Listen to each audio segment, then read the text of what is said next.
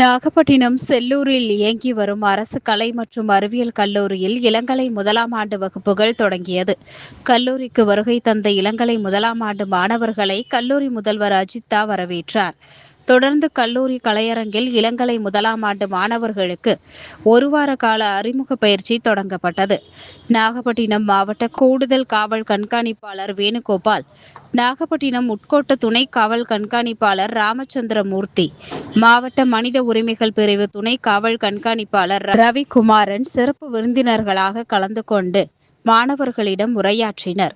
நிகழ்ச்சியில் பேசிய மாவட்ட காவல் கூடுதல் கண்காணிப்பாளர் வேணுகோபால், மாணவர்கள் செல்போன் பயன்பாட்டை குறைத்து நூலகத்தை பயன்படுத்த வேண்டும். பதவியில் உயர்ந்த இடத்திற்கு வர தான் படித்து வாங்கிய பட்டமே உறுதுணை என நம்ப வேண்டும்.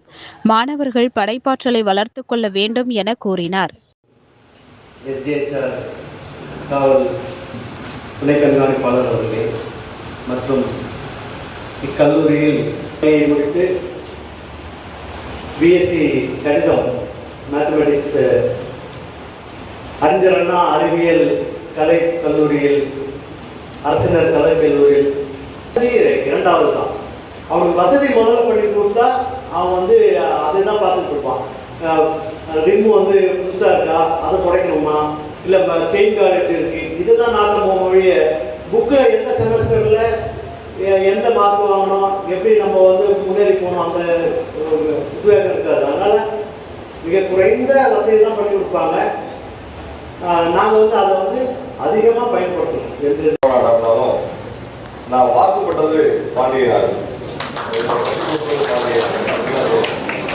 ஏன்னா நம்ம ஆண் மகன் இருக்கிற ஊரில் தான் பெண்கள் சேர்ந்து இருக்கணும்னு சொல்லுவாங்க. ஆனால் எங்கள் வீட்டில் அங்கே தான் இருப்பேன்ட்டாங்க. ஸோ வழியில் இங்கே இருக்கிறோம், நல்லா இருக்கிறோம், சிறப்பாக இருக்கிறோம்.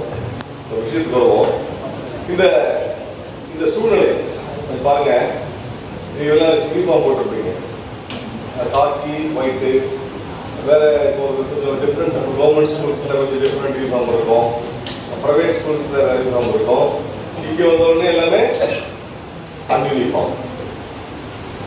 இதுவே ஒரு பெரிய ஏதோ உங்களுக்கு ஒரு சுதந்திரம் கிடைச்ச மாதிரியோ, இன்னமும் ஒரு புது ஒரு உலகத்துக்கு வந்த மாதிரி ஒரு ஃபீல் இருக்கா இல்லையா?